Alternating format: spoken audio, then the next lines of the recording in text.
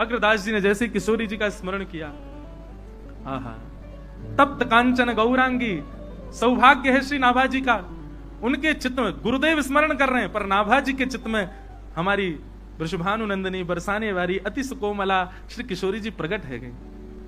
आहा, जैसी प्रकट भई है अग्रदास जी, श्री नाभा जी के नेत्र सजल हो गए, नेत्रों से अश्रुपात गिर रहा है किशोरी जी के श्री अंग को देख करके। श्री कांति का दर्शन करके नेत्र सजल हो गए। किशोरी जी जैसे समीप गईं और समीप जाकर के जैसे ही श्री नाभा जी को अपने कर कमल से उनकी थोड़ी का स्पर्श किया, वृषभानु की किशोरी सुन गैया हूत भूरी, प्रीत जान के हूँ थोड़ी तोहे राखेगी शरण, मन भूल मत जइयो राधा रानी के चरण। अब विचार करो, ये रसिक त्रिवेणी कितनी ऊंची सत्ता है कि इनके लिए किशोरी जी को बुलाना पड़ता है। ठाकुर जी तो खाली बैठे रहे, कहीं बुला लो चले जाएंगे, किशोरी जी थोड़ी जामे। किशोरी जी के जैसे ही कर कमल का स्पर्श किया, नाभा जी की थोड़ी से स्पर्श कराते ही इतने में ही पीछे से जैसे मानो 3 सखियां आई हैं और तीनों सखियों ने आकर के अपने आप ही 3 रूप धारण कर लिए। श्री हितरवंश महाप्रभु, स्वामी श्री हरदास जी महाराज और श्री हरिराम व्यास, तीनों वहीं प्रकट हो गए। बोलो रसिक त्रिवेणी की। किशोरी जी के स्पर्श करते ही, किशोरी जी की कृपा प्रसाद प्राप्त करते ही रसिक त्रिवेणी प्रकट हो गए। और मानो श्री नाभा जी को अब आज्ञा की, अब आप इन रसिकों के भाव लिखो। और सर्वप्रथम श्री नाभा जी ने भगवान की वंशी, भगवान के अधरामृत का नित्य पान करने वाली वंशी श्री हितरवंश महाप्रभु के रूप में जो प्रकट हुए हैं, उनका यश पहले लिखा। और अब यहां श्री हितरवंश महाप्रभु का 56 श्री नाभा जी गा रहे हैं। अब यहां से रसिक त्रिवेणी की चर्चा प्रारंभ हो रही है, सब लोग भाव से सुनिएगा। हंस ध्वनि।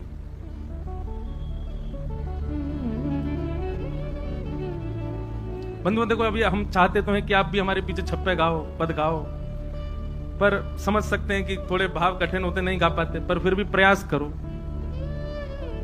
श्री नाभा जी वर्णन कर रहे हैं। श्री नाभा जी ने छप्पे में श्री हितरवंश महाप्रभु का चरित्र वर्णित किया।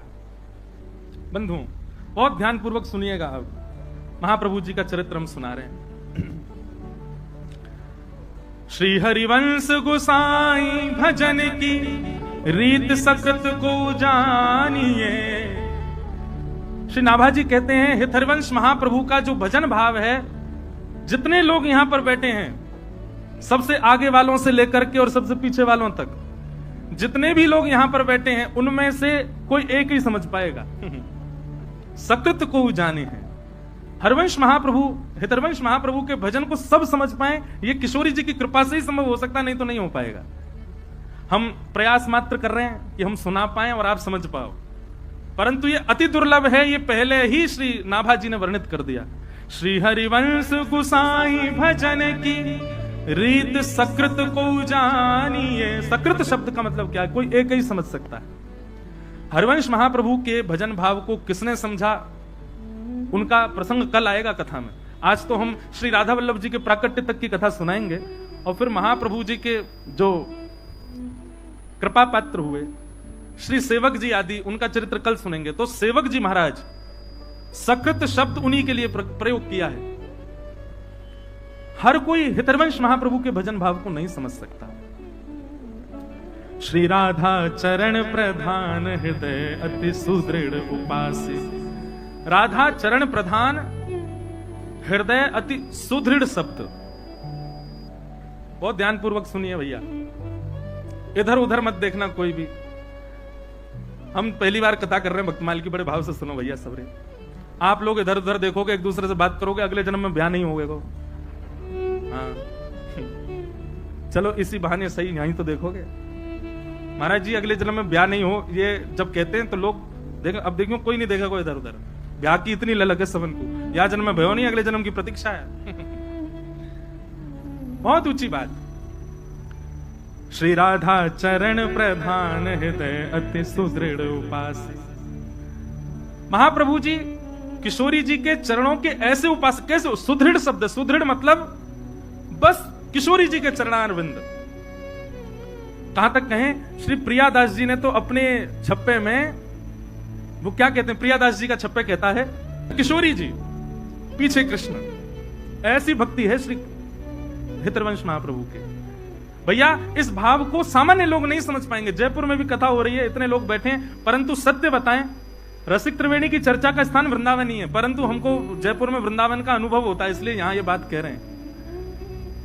पाछे कृष्ण ध्याइए, ठाकुर जी पीछे हैं, पहले किशोरी जी हैं।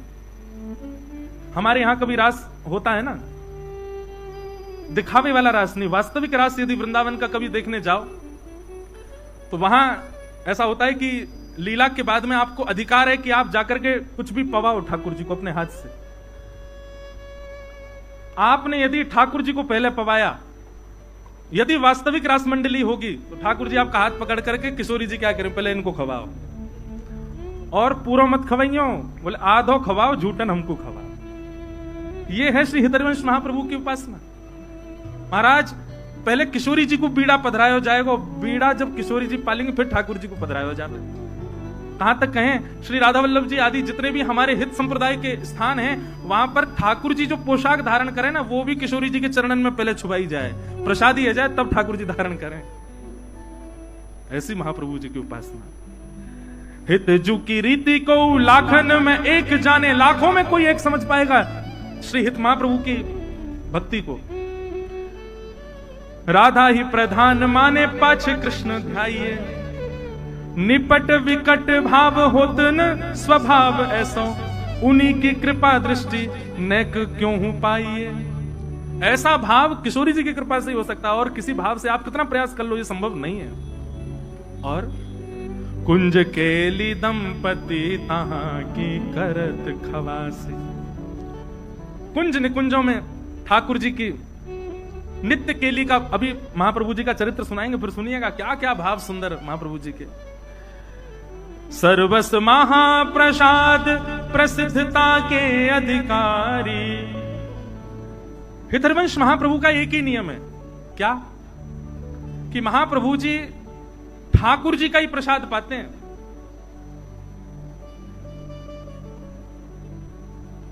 हमारे बाम भाग में जो अति सुंदर केश है? अच्छा हाँ ऊपर है, ये तो हितरूप दास जी, ऊपर श्री हितरवंश महाप्रभु।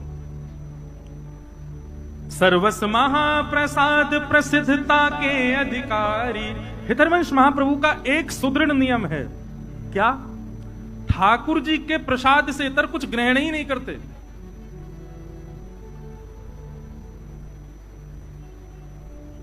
एक बार की चर्चा है, वैसे तो जब चर्चा प्रारंभ होती तभी सुनाना था, पर अभी मन में भाव आ रहा है कि जब महाप्रभु जी छोटे थे, हितरवंश महाप्रभु, तो उनका नियम था कि वो उनके पिताजी श्री व्यास मिश्र जी, उनके अर्चा के ठाकुर जी थे श्री राधा मोहन जी। हरवंश महाप्रभु ने 3 ठाकुरों की सेवा की है, श्री राधा मोहन जी, नवरंगी लाल जी और श्री राधा वल्लभ लाल जी। तो इनके पिताजी के ठाकुर जी थे श्री राधा मोहन लाल जी। हरवंश महाप्रभु छोटे से थे तो अपने पिताजी की सेवा देखते रहते थे, और जैसे ही ठाकुर जी की अर्चना होती सबसे पहले हाथ बढ़ाते, बोले कि प्यास लगती तो चरणामृत ही पीते, पानी नहीं पीते थे, जल नहीं, चरणामृत पीते थे। भूख लगती तो मैया से कहते जल्दी भोग लगाओ, मुझको भूख लगी है। मैया कहती तू खा ले कुछ, बोले नहीं पहले भोग लगाओ। किशोरी जी ठाकुर जी भोग पालेंगे तभी पाऊंगा, नहीं तो भूखो रहूंगा। एक ऐसी लीला चर्चा सुनाई जाती बड़ी मधुर कि एक बार छोटे से हैं हरिवंश जी, रात्रि में बहुत जोर की भूख लगी और महाराज उठ करके बैठ गए, रोने लगे जोर जोर से। रोते रोते मैया से कहे, बोले मैया मुझको भूख लगी, कछु पवाओ। पिताजी मुझको भूख लगी, कुछ खिलाओ। जैसे आजकल के बालों को कुछ भी दे दें तो ऐसे ही कुछ ले आए, बोले लो खा लो। बोले नहीं पहले भोग लगाओ। माता जी पिताजी बोले रात के 1:30 बज रहे हैं, 2 बज रहे हैं। अब उस समय घड़ी तो नहीं होगी, पर हाँ ये कही होगी अर्धरात्रि हो रही लाला, ठाकुर जी शयन कर रहे हैं, उनको उठा के भोग कैसे लगाए? बोले नहीं नहीं नहीं मुझे तो भूख लगी है। अब बोले इसको भूख लगी है और ठाकुर जी को उठा नहीं सकते, खाएगा भोग ही। दूध ला करके रख दिया, बोले ले इसको पी ले। महाप्रभु बोले नहीं, पहले ठाकुर जी का भोग लगाओ। ठाकुर जी का यदि भोग नहीं लगा होगा तो ग्रहण नहीं करेंगे। रोते रोते रोते रोते खूब समय बीत गयो। पिताजी माताजी भी परेशान, बोले सोनी नहीं दे रहा, क्या करें, खा कुछ रहा नहीं है, पी कुछ रहा नहीं है, भोग लगा के ही पाएगो।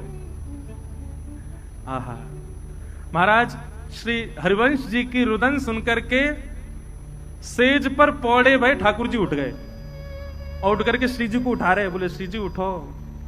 सेवा की राधा मोहन जी। श्री जी बोली क्या हुआ, अभी तो उठवे को समय ना है भाई, अभी तो भोर ना भाई, अभी तो मंगला को समय ना भाई, आप काय को उठाए रहे हो। बोले रुदन ना सुन रही, हरिवंश बालक रो रहे हो बहुत जोर से। श्री जी बोली काय को रो रहे हैं हरिवंश जी। बोले भूख लगी है। अब आपको तो नियम है, वो तो हमारो ही शीत प्रसादी पावे, हमारो ही चरणामृत ग्रहण करे, हमारो ही चरणोदक प्राप्त करे, वाके अलावा तो कुछ लेवे ना। रात्रि में बालक छोटो भूख लगी आई है। ठाकुर जी किशोरी जी बोली अब क्या करें, अभी तो मंगला में समय है, लेकिन समय तक यदि प्रतीक्षा करी तो बेचारो प्यासो बालक कितनो रोवे को। सो ठाकुर जी सेज से उतरे और अपनी झारी, जल पीवे वाली झारी, वही से ही किशोरी जी को कही कि पाम लटका लो नीचे। किशोरी जी पाम लटका के बैठ गई ठाकुर जी, और ठाकुर जी अपनी झारी जीते ही अपने चरणन को धो रहे हैं, स्वयं ही अपनो चरणामृत प्रदान कर रहे हैं, स्वयं ही अपनो चरणामृत निकाल रहे हैं। पास में बंटा भोग रखो। ठाकुर जी गए, बंटा भोग उठा के लाए, खोल करके किशोरी जी के मुख में पवाए और स्वयं पायो, वहां को भोग निकाल करके सामने धर दियो। आज ठाकुर जी और किशोरी जी ने अपने आप ही श्रृंगार कर लिया, अपने आप ही एक दूसरे को सुंदर भाव सजा करके और सेज पे ही दोनों बैठ गए। 3 साढ़े 3 बजे जो समय हो तो सुबह मंगला करवे को श्री व्यास मिश्र जी तुरंत गए मंदिर में जाकर के कपाट खोले, और जैसे ही कपाट खोल करके देखी तो कहा पाए, और ठाकुर जी तो बैठे हुए हैं, अपने आप ही टेढ़ों से श्रृंगार कर लिया है, यहाँ तक कुंडल भी उतर रहे हैं, थोड़े थोड़े वस्त्र भी उधरे उधरे से दिख रहे हैं। और तभी कहा देखो नीचे पात्र में चरणामृत भी रखो है, चरणोदल भी कर दियो है, और पास में बंटा जी भी खुले हुए हैं, दोनों की दतुइयां लगी भैया, नेक नेक पाई लियो है। आहा, ये दृश्य देख करके व्यास मिश्र जी तो आनंदित हो गए। तुरंत गए और जाकर के चरणामृत और भोग ले जाकर के हरिवंश बालक को प्रदान किए। तुरंत पालियो, पा करके बालक तो सो गयो, लेकिन माता पिता दोनों नेत्र सजल और ठाकुर जी को देख रहे हैं कि हम तो विचार कर रहे हैं ठाकुर जी को कैसे उठाएं, पर हरिवंश जी को रुदन सुनकर के ठाकुर जी स्वयं उठ गए, स्वयं अपनो चरणामृत निकाल लियो, स्वयं अपनो श्रृंगार कर लियो, स्वयं भोग लगा के और स्वयं तैयार है के सेज पर विराजमान है गए। वादना श्रृंगार नहीं भयो, वादना मंगला आरती ना भी। बोले क्यों, आज ठाकुर जी ने अपनी मंगला खुद ही कर ली है। क्यों, हरिवंश जी को भूख लगी। किस लिए? क्योंकि उनका नियम है कि वो ठाकुर जी के प्रसाद के अलावा कुछ नहीं पाते। इसीलिए श्री भक्तमाल जी में कह रहे हैं, सर्वस महाप्रसाद प्रसिद्ध ताके अधिकारी। महाप्रसाद की महिमा, मैं तो ये बात कहता हूं कथा में, आप एक नियम लोग नियम कौन से धारण करते हैं जिससे उनको पुण्य प्राप्त हो? नियम ऐसे धारण करो जैसे ठाकुर जी प्राप्त हो। नियम ऐसे धारण करो जैसे ठाकुर जी लीला करें। अब वो नियम भी हम बता दें तो फिर नियम का बात अपने आप ढूंढो, ऐसा कहा नियम करें जैसे ठाकुर जी प्राप्त हो। महाप्रसाद पावे को एक नियम ये श्री महाप्रभु जी से आप सब सीख सकते हैं। क्या? आज के बाद जो ठाकुर जी को अर्पित नहीं है उस वस्तु को लेना ही नहीं है, ग्रहण ही नहीं करना है। चाहे भूखे रहे आएंगे, चाहे प्यासे रहे आएंगे, पर जो ठाकुर जी को भोग ना लगाई गई हो, जो ठाकुर जी को ना पधराई गई हो, ऐसी वस्तु को अस्वीकार करो। ये नियम आप धारण कर लो, श्री महाप्रभु जी से यही सीख लो, उसी की कृपा से ठाकुर जी प्रकट हो जाएंगे। तो विधि निषेध नहीं दास अनन्य उत्कट व्रतधारी, व्यास सुवन पथ अनुसरे सोई भले पहचानिए, श्री हरिवंश गुसाई भजन की रीत सकत को जानिए। ऐसे श्री हितरवंश महाप्रभु, उनको हम बारंबार प्रणाम करते हैं और उनके मंगल चरित्र को जितना यथामति रसिक जनों की कृपा, संत जनों की कृपा से श्री राधा सरस बिहारी जी के चरणों में अर्पित करते हैं। ध्यान पूर्वक सब लोग सुनिएगा।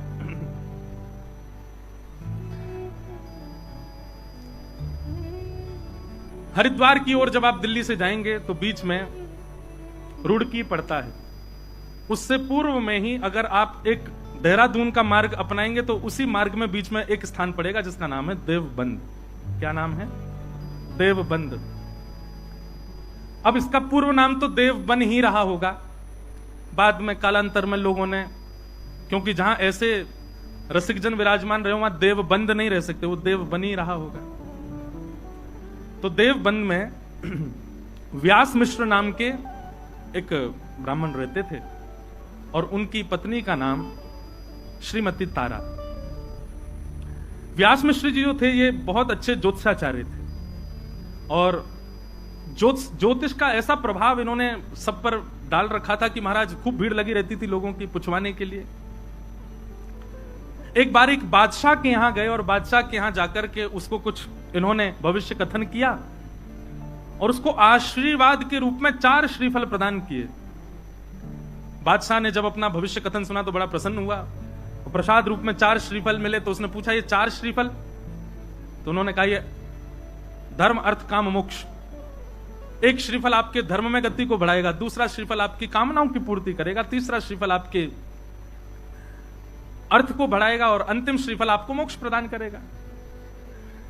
उनके प्रस्तुतिकरण से, उनके भाव से बादशाह इतना प्रसन्न हो गया, उसने श्री व्यास मिश्र जी से कहा आप मेरे संगी रहा करो, मेरी योजनाएं बताते रहा करो, मेरे आगे के कुछ ना कुछ भावों को आप संग रह करके मुझे सुदृढ़ करते रहा करो। व्यास मिश्र जी बादशाह के साथ रहते, सुबह जाते शाम तक वहीं रहते, उन्हीं के बताए निर्णयों को बादशाह लेता था। व्यास मिश्र जी के बड़े भाई श्री नृसिंह आश्रम जी महाराज ये सन्यासी थे। एक बार आप वृंदावन जा रहे थे और बीच में ही देवबंद पड़ा। तो जैसे ही आप देवबंद से निकले तो अनेक भक्तजनों ने जाकर के स्वागत सत्कार किया, उनसे कहा कि महाराज आपके छोटे भाई भी यहां रहते हैं, एक रात्रि यहां विश्राम कर लीजिए।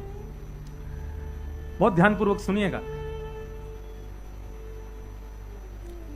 नृसिंह आश्रम जी बहुत सबके याचना करने पर रुक गए। सब प्रणाम करने आए तो व्यास मिश्र जी अपनी पत्नी तारा के साथ में, बड़े भैया हैं, प्रणाम करने आए। प्रणाम किया, दोनों को आशीर्वाद दिया। जैसे ही प्रणाम करके उठे तो नृसिंह आश्रम जी ने व्यास मिश्र जी के ललाट को देखा और देख करके बोले चिंता की रेखाएं दिख रही हैं, बहुत चिंतित लग रहे हो आप, क्या बात है? अत्यंत संकोच के साथ सकुचाए भाव से निवेदन किया, सब कुछ है भैया, सब कुछ है आपकी कृपा से, गुरुदेव की कृपा से, भगवत कृपा से सब कुछ है, पर हरिभक्त परायण एक संतान नहीं है। नृसिंह आश्रम जी हंसने लगे, बोले तुम पूरी दुनिया का भविष्य बताए फिरते हो, अपना भविष्य नहीं देख पा रहे। और रही बात भाई संतान नहीं है तो इसको भगवत प्रसाद मानो, दोनों ही भजन करो, मत पड़ो उस भाव के पीछे। मैं कथा में एक बात कहा करता हूं, प्रकृति आपको जो सहज रूप से दे दे उसको स्वीकार करो। प्रकृति ने आपके लिए जिस भाव को नहीं रखा उसके पीछे मत भागो, चाहे वो संतान हो, चाहे वो ब्याह हो, चाहे वो कोई भी संबंध क्यों ना हो, संसार की कोई वस्तु क्यों ना हो। आप प्रकृति के पीछे दौड़ करके, भाग करके, दुनिया भर के क्रियाकलाप करके, दुनिया भर के जो है तंत्र मंत्र करके और योजनाएं बना करके अगर किसी वस्तु को पालोगे, प्रसन्न नहीं रह पाओगे। इसलिए प्रकृति जो दे उसको स्वीकार करो। पर यहां पर महाराज जी एक प्रश्न उठता है, ऐसे तो नंद यशोदा के भी लाला नहीं थे, उन्होंने भी तीर्थों में जा करके खूब प्रार्थना करी। हमारे नाना जी एक बात कहते थे, अच्छा एक बात बताएं, ये कथा हमारे नाना जी करने वाले थे। लोकेश भैया बता रहे, बोले मैंने नाना जी से कहा था कि आप कथा सुनाओ, तो नाना जी बोले करेंगे करेंगे करेंगे। नाना जी तो भगवत धाम प्रस्थान कर गए, पर वो हमको इसीलिए तैयार करके गए कि हम भक्तमाल सुना दें यहाँ पे, उन्हीं की कृपा प्रसादी। हमारे नाना जी के जिनने दर्शन किए होंगे ना, ये समझ लो कि उनको मतलब उनके बड़ भाग्य ही होंगे कि हमारे नाना जी के दर्शन हुए, ऐसे अद्भुत महापुरुष। वो एक बात बताया करते थे, बोले लाला पुत्र की याचना तो करी है नंद यशोदा ने, पर पुत्र के याचना में पुत्र कैसा चाहिए, वो भावना क्या है? विष्णु आराधनार्थाय। हमको पुत्र इसलिए नहीं चाहिए कि लोग बाग पुत्र की याचना इसलिए करते हैं कि अंतिम समय में वही संस्कार करेगा, यदि पुत्र के हाथों संस्कार ना हो तो ऐसा कहते हैं पुम नामक नरक में जाना पड़ता है। लेकिन महाराज आजकल के पुत्र जैसे हो रहे हैं, ऐसे पुत्रों से संस्कार करके तो निश्चित जाना पड़ेगा।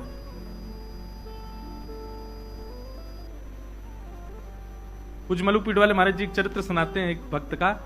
वो कुंज बिहारी लाल जी को ही अपना पुत्र मानते थे और कहते थे मेरा कुंजो बेटा, कुंजो बेटा, कुंजो बेटा कह करके। अब देखो, बात तो कोई भी कह लेगा, मेरे ठाकुर जी, मेरे लाल जी मेरे सखा हैं, मेरे पुत्र हैं, पर मानते कितना हो।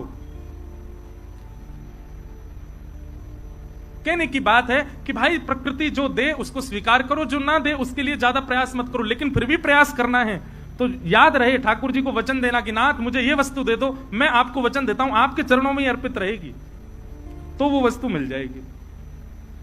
और वही भाव रखा। नरसिंहदेव जी के चरणों में सबने प्रणाम करते हुए कहा व्यास मिश्र जी ने कि हमें एक पुत्र की प्राप्ति हो, भगवत परायण पुत्र हो, भक्ति परायण पुत्र हो।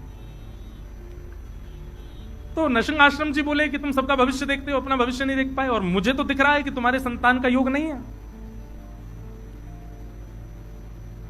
अब तक तो व्यास मिश्र जी बोल रहे थे, लेकिन तारा माँ ने थोड़ी सी प्रार्थना करते हुए हाथ जोड़ के कहा, बोले भगवान यदि सब विधि का विधान है, सब पूर्व से ही नियोजित है, तो फिर आप जैसे संतों के पीछे इतनी भीड़ क्यों लगी रहती है? आप जैसे संतों को इतना लोग प्रणाम क्यों करते हैं? आप जैसे भक्त, आप जैसे संत, इनकी महिमा क्यों है? जब सब विधि से ही होना है तो फिर संतों को, भक्तों को, वैष्णवों को प्रणाम करना बंद कर देना चाहिए। तो हम तो प्रणाम इसीलिए करते हैं सब सुखद हो जीवन में, और जब सब विधि पर ही आश्रित है तो फिर भक्त, वैष्णव, संतों के चरण रज की क्या महिमा रह गई? तारा जी की ये बात नरसिंह आश्रम जी के चित्त को लगी। बहुत सावधानी, सब लोग इधर देखो, पीछे वाले भी, सब लोग भाव से कथा सुनो। तारा जी की ये बात नरसिंह आश्रम जी को चित्त में लगी कि भाई प्रश्न भगवान पर उठे तो कोई बात नहीं, पर भक्ति पर उठ गया है, भक्त पर उठ गया है। एकांत में बैठ करके नरसिंह आश्रम जी ने चिंतन किया, ठाकुर जी से प्रार्थना करी, भगवान आप पर प्रश्न नहीं उठाए, वैष्णवों पर प्रश्न उठाए, भक्तों पर प्रश्न उठाए, भक्ति पर प्रश्न उठाए, कुछ कृपा करो। ठाकुर जी प्रसन्न मुद्रा में नरसिंह आश्रम जी के चित्त में आ गए और आकर के अपनी वंशी को ही दिखाने लगे और मानो आज्ञा करने लगे, जाओ अपने भैया से कह दो, छोटे भाई से, निश्चिंत हो जाए। मेरी अधरामृत का निरंतर रसपान करने वाली, अत्यंत रस से सराबोर, और पूरी दुनिया तो केवल और केवल मेरा प्रसाद पाती है, पर मेरा स्वच्छंद अधरामृत जिसने जीवन भर पाया, ऐसी वंशी ही उनके कुल में पुत्र बनकर के आएगी। लेकिन याद रहे, वो भक्त परायण, भक्ति परायण और भक्ति की धारा प्रवाह करने वाला बालक होगा। कोई वंश परंपरा और कोई अपने वंश वृद्धि या फिर धन वृद्धि आदि इन सब भावनाओं से पुत्र की याचना ना रखे। भक्ति का वर्धन करने वाला पुत्र उनके कुल में होगा, मेरी वंशी ही पुत्र बनकर के आएगी, आज्ञा कर दीजिए। नरसिंह आश्रम जी व्यास मिश्र जी के पास गए और हृदय से लगाते हुए कहा, ठाकुर जी ने आज्ञा की है, चिंता मत करो, आपके घर ठाकुर जी की वंशी ही पुत्र रूप धारण करके आएगी, पर भक्ति वर्धन करने वाली, यही भावना उसके चित्त में होगी, वो भक्ति का वर्धन करने वाला बालक होगा। कुछ समय बीता और तारा मैया के गर्भ में भक्तराज श्री हरिवंश जी आए। महाराज जी, इतना सुंदर वर्णन है चरित्र में कि जैसे वो कहते हैं, जा दिन से हरि गर्भ ही आए। हमने कौशल्या मैया के बारे में सुना है, हमने देवकी मैया के बारे में सुना, जब से ठाकुर जी गर्भ में आए तब से मैया को अच्छा अच्छा अनुभव होने लगा, सुंदर सुंदर भाव होने लगा। पर यहां पर कितना सुंदर भाव बताया कि जब से श्री हितहरिवंश महाप्रभु तारा मैया के गर्भ में पधारे, तब से तारा मैया को वृंदावन की स्मृति होती है। रात्रि में सोते सोते मानो उठ के बैठ जाती हैं, श्री वृंदावन, श्री वृंदावन, श्री वृंदावन, श्री वृंदावन, श्री वृंदावन। व्यास मिश्र जी उठ के बैठ जाते, देवी क्या हुआ? बोले कैसी सघन कुंज है ना, कैसी लता द्रुम है ना, कैसी सुंदर कलकल करती यमुना जी बह रही है ना, कैसा सुंदर गिरिराज पर्वत है, मानो ब्रज की स्मृति हो रही है। और फिर नेत्र खुल जाते हैं तो नेत्रों से अश्रुपात होने लग जाता है, रुदन विरह भाव। व्यास मिश्र जी कह रहे हैं क्या हुआ देवी? बोले मुझे नहीं पता क्या हो रहा है, पर पता नहीं क्यों जब भी सोती हूं तो स्वप्न में कुंज दिखाई देते हैं और लता पत्र दिखाई देते हैं, यमुना जी दिखाई देती हैं, वृंदावन वृंदावन वृंदावन वृंदावन की स्मृति होती है। ऐसो श्री वृंदावन। अब तो वो रोज व्यास मिश्र जी से कहती हैं कि आप एक बार हमको वृंदावन ले चलो। व्यास मिश्र जी बोले ठीक है, मैं राजा से बात करूंगा, अवकाश मिलेगा तो चलेंगे। राजा से जाकर के व्यास मिश्र जी ने कहा कि हमको वृंदावन जाना है, आप अवकाश दे दो। तो राजा ने कहा, अरे आप क्यों जाएंगे, हमारा आगरा जाने का कोई योजना बन रही है, तो हम जाएंगे, पूरी व्यवस्था के साथ जाएंगे, तो हमारे संगी चल देना। अब राजा की बात वो तो कल पे टालते जाएं, कल चलेंगे कल चलेंगे कल चलेंगे करते करते करते महाराज महीनों बीत गए। और श्री राधा वल्लभ लाल की राजा तो रोज कहें कि भैया आप चलेंगे, पर समय बीतता गया। रोज तारा मैया कहती हैं कि हमको वृंदावन ले चलो, मुझे बहुत विरह होता है, बहुत स्मृति होती है वृंदावन की, बहुत याद आती है, एक बार दर्शन करा लाओ वृंदावन का। जब अंतिम माह चल रहा था, बस अब प्रकट होने ही वाला है बालक, उस स्थिति में मां आ चुकी हैं, तब राजा आकर के कहता है व्यास मुझसे, बोले हमारी आगरा की योजना बन गई है, चलो।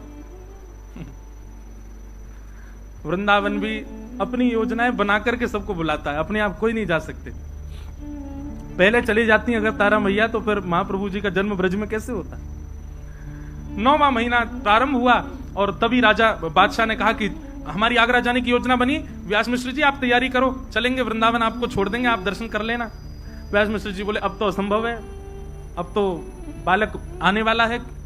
बोले आप चिंता मत करो, रानियों जैसी व्यवस्था करेंगे, पालकी में लेकर के, बिल्कुल कोई दिक्कत नहीं होगी, सखी सहचरियां और सब बढ़िया व्यवस्था करके ले चले, पलकों पे लेके चलेंगे, आपकी पत्नी को लेके चलो। व्यास मिश्र जी का मन तो थोड़ा कम था, जैसे घर जाके तारा जी से कहा कि बादशाह ने आज कहा है आगरा जाने के लिए, वो तो पीछे ही हाथ पकड़े, बोले नहीं फिर तो चलेंगे। बोले तुम्हारी स्थिति, बोले मैं संभाल लूंगी, पर ले मुझे वृंदावन ले चलो। और बादशाह के उस टोली के साथ में व्यास मिश्र जी और तारा मैया आगरा के मार्ग की ओर प्रस्थान करने लगे। तभी बीच में पड़ा श्री वृंदावन। वृंदावन में प्रवेश किया। बंधुओं, ये उस समय का वृंदावन है जब वृंदावन में ठाकुर जी प्रकट रूप से कहीं विद्यमान नहीं थे। केवल और केवल यमुना जी, व्रज की कुंज लता, ब्रजरज, गोवर्धन नाथ जी, केवल यही हैं, और कोई ज्यादा मंदिर आदि कुछ थे नहीं वृंदावन में। भोर के समय गए, वृंदावन में प्रवेश करते रोंगटे खड़े होने लगे, नेत्र सजल होने लगे। ये स्थिति व्यास मिश्र जी ने कभी देखी नहीं तारा मैया की। यमुना जी में जाकर, यमुना जी के पुलिन पर जाकर के बैठी, मानो घंटों तक यमुना जी को निहार रही हैं। लता पत्रों को स्पर्श करती हैं तो मानो ऐसा लगता है इनसे कोई संबंध है। अब ये सब भावना मैया की नहीं है, गर्भ में बैठे बालक की है। वो ठाकुर जी के संग में रही वंशी, उसको एक एक भाव पता है, वो सब जानती है, कहां यमुना जी, कैसी ब्रजरज, कौन से वृक्ष, कौन सी लता गुरुम, कौन सी कुंज में कौन सी लीला, वो सब स्मृतियां हो रही हैं। सायकालीन समय हो गया, वृंदावन को प्रणाम करके और पुनः आगरा के मार्ग की ओर जैसे प्रस्थान करने लगे। अब वृंदावन से ज्यों ज्यों दूर जामे त्यों त्यों तारा मैया का विरह बढ़े। व्यास मिश्र जी कहें आप ऐसे इतना रुदन मत करो, इससे प्रभाव पड़ेगा बालक पर। बोले नहीं, मुझे बहुत, मेरा मन हो रहा है मैं वहीं रहूं। बोले वहां कहां रहेंगे, वो पूरा वन है, वहां वंचर जीव रहते हैं, हिंसक जीव रहते हैं, कहां रहेंगे हम दोनों। पर उनका रुदन इतना विकल करने वाला था कि उस रुदन को व्यास जी सुन नहीं पा रहे थे। और तभी रुदन करते कि बस वृंदावन ब्रज की सीमा में ही थे, अभी बस निकलने ही वाले थे ब्रज की सीमा से, तभी प्रसव पीड़ा होने लगे। और ऐसी प्रसव पीड़ा हुई कि तुरंत बादशाह को जाकर के व्यास मिश्र जी ने कहा कि महाराज आप आगरा को प्रस्थान करो, हमारी गृहिणी को प्रसव पीड़ा हो रही है, इससे आगे ले जाना उचित नहीं होगा। यहाँ ये गांव जैसा दिखाई दे रहा है, यहाँ कुछ लोग दिख रहे हैं, हम यहीं रुक जाते हैं, क्या पता आगे बन आया और वहां कुछ दिक्कत हुई तो क्या करेंगे। बादशाह ने कहा ठीक है, आप कुछ सेवक भी ले लो और आप यहीं रुक जाओ। और वृंदावन के समीप बाद ग्राम, वहां तारा जी और व्यास मिश्र जी कुछ सेवकों के साथ रुक गए। गांव के लोगों ने देखा महाराज ब्राह्मण देवता आए, सबने खूब सेवा करी, सब व्यवस्था करी। और वैशाख का महीना, शुक्ल एकादशी का दिन, वैशाख शुक्ल एकादशी, और जैसे ही भोर का समय हुआ है, भोर के सूर्य उदित होने वाले हैं, यहां तो पृथ्वी पर सूर्य उदित हुए हैं और वहां तारा मैया की कोख से हमारे ब्रजमंडल के निधि श्री राधा वल्लभ लाल जी को विराजमान करने वाले परम वैष्णव, परम भक्त शिरोमणि श्री हितरवंश महाप्रभु जी का प्रादुर्भाव हुआ। बधाई हो, बधाई हो, बधाई हो, बधाई हो, बधाई हो, बधाई हो। आहा, ऐसे नेक्से से लाला प्रकट भय हैं। हमारे सरस कुंज के आचार्यों ने, मैं आज देखो कितनी ऊंची बात, हमारे सरस कुंज के आचार्यों ने ग्रंथों में आचार्यों की बधाई गाई।